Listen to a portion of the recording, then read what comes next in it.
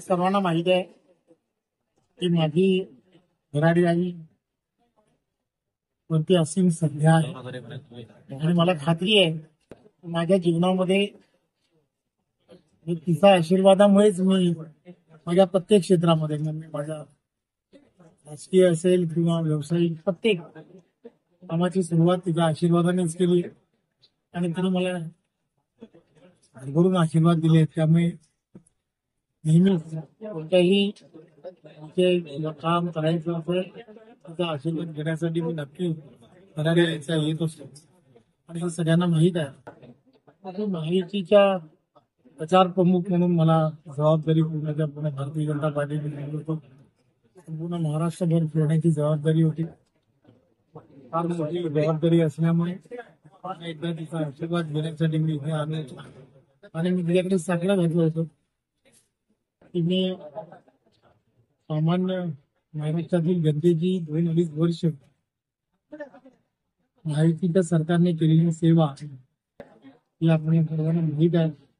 त्यामुळे आम्हा सर्वांनी महायुतीचे सरकार पुन्हा महाराष्ट्रातील जनतेची सेवा करण्यासाठी येऊ द्या असं साकडं घातलं होतं आणि आपण पाहिलं असेल की भाऊगडे असं यश हे मिळालंय.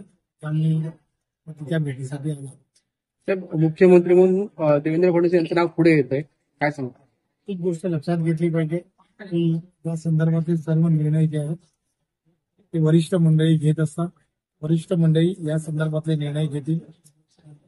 परंतु महाराष्ट्रात महायुतीचा मुख्यमंत्री व्हायला हवा हे महाराष्ट्रातील जनतेचं बऱ्याच वर्षापासूनची असणारी विचार करत होते. त्यामुळे आता महायुतीचं सरकार आलेलं आहे. त्यामुळे वरिष्ठ मंडळी योग्य निर्णय घेतील. काही शब्द सर, अलगमंत्री म्हणून परत जबाबदारी स्वीकारणार का दिली तर? पुन्हा तेच सांगेन, मागच्या वेळी अपघाताने मी झालो म्हणत आहोत. पुन्हा तेच सांगेन, या संदर्भातले सर्व निर्णय जे आहेत ते वरिष्ठ मंडळी घेत असतात आणि वरिष्ठ मंडळी योग्य ते निर्णय घेतील. महाराष्ट्रातील जनतेची सेवा करायला मिळणं आमदार म्हणून पुन्हा एकदा विधानसभेत चौथ्यांदा झालं आहे त्यातच फार महत्व आहे. सर, निवडणुकीचं जे यश मिळालं त्याचं श्रेय कोणत्या मुद्द्यांना किंवा कोणाला? एक गोष्ट लक्षात घेतली पाहिजे, महायुतीच्या या सरकारमध्ये 2.5 वर्षामध्ये ज्या पद्धतीने सामान्य जनतेला केंद्रबिंदू मानून महायुतीच्या सरकारने काम केलं होतं ते आपल्याला सर्वांना माहीत आहे. हजारो निर्णय या सरकारने त्या ठिकाणी त्यामुळे एक गाडी उभी आहे. या सगळ्या गोष्टींमुळेच सामान्य जनतेमध्ये एक पॉझिटिव्ह व्ह्यूज होती आणि त्यामुळे सर्व मतांचा टक्काही मोठ्या प्रमाणात वाढला होता आणि सामान्य जनतेने हे ठरवलं होतं केंद्रामध्ये आदरणीय पंतप्रधान नरेंद्र मोदीजींचं सरकार आहे आणि राज्यामध्ये सुद्धा एक विचाराचं सरकार आलं पाहिजे आणि त्यामुळे त्या विचारामुळेच या महाराष्ट्रामध्ये पुन्हा एकदा महायुतीचं सरकार मोठं मताधिक्य घेऊन तुम्ही निवडून आलाय. डोंबिवली मतदारसंघ नेहमी महायुतीचा बालेकिल्ला राहिला. उजव्या विचारश्रेणीचा असा हा मतदारसंघ आहे. विचारधारेबरोबर चालणारा असा हा मतदारसंघ आहे. त्यामुळे विचारधारेचा गेली 40 वर्षे हा विजय त्या ठिकाणी होतोय. त्यामुळे तो अविरत राहिलाय आणि यावेळेला फक्त मताधिक्य थोडंसं जास्त. मंत्रिमंडळ व्यवस्थापन लवकरच होईल. लाडकी बहीण योजना महत्वपूर्ण ठरली काय? सर्व योजना या महाराष्ट्रामधल्या महत्वपूर्णच आहेत. कष्टकरी, शेतकरी, लाडकी बहीण योजना अशा अनेक योजना त्या महाराष्ट्रामध्ये वेगवेगळ्या पद्धतीने करण्यात आल्या. सामान्य जनतेला केंद्रबिंदू पकडून या सरकारने काम केलं होतं. त्यामुळे त्या सगळ्या योजनांचा कमी जास्त प्रमाणामध्ये महायुतीच्या या पूर्ण सत्ता येण्यामध्ये सर्वात मोठं योगदान आहे. कणकवली एकच तुम्हाला सांगेन की पूर्ण महाराष्ट्रामध्ये आपल्याला माहित आहे की सिंचनाच्या बाबतीमध्ये जवळजवळ 180 प्रकल्पांना पुन्हा मंजुरी देण्याचं काम हे आदरणीय देवेंद्रजींनी केलं.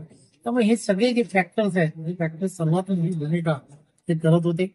इन्फ्रास्ट्रक्चरमध्ये आदरणीय पंतप्रधान नरेंद्र मोदी केंद्राच्या सरकारने 2.5 लाख कोटी रुपये महाराष्ट्राला दिले.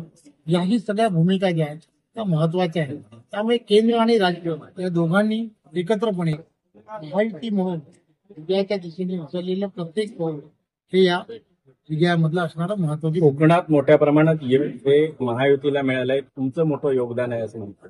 एक गोष्ट लक्षात घेतली पाहिजे की महायुतीच्या सर्व कार्यकर्त्यांनी एकत्रपणे काम केलं आणि मला आनंद याचा आहे की बरेच वर्ष तुम्ही आम्ही सर्वजण हे जाणता कोकण हे महायुतीचा बालेकिल्ला आहे हे म्हटलं जात होतं. आता हे 100% पट्ट आहे. 39 पैकी 35 जागा या महायुतीच्या जिंकून आल्या आहेत. त्यामुळे उजव्या विचारसरणीला मानणारा हा संपूर्ण कोकण आहे हे पुन्हा एकदा सिद्ध झालंय. लोकसभेत सिद्ध झालं होतं, पुन्हा विधानसभेत सिद्ध झालंय. याचा अर्थ फक्त एवढाच आहे, विकासाला प्राधान्य या मतदारसंघांमध्ये मोठ्या प्रमाणात दिलं जातं.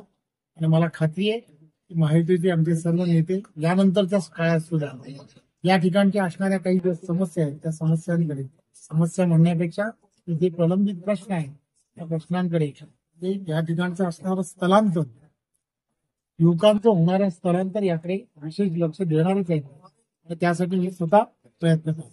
सावंतवाडीत दीपक केसरकर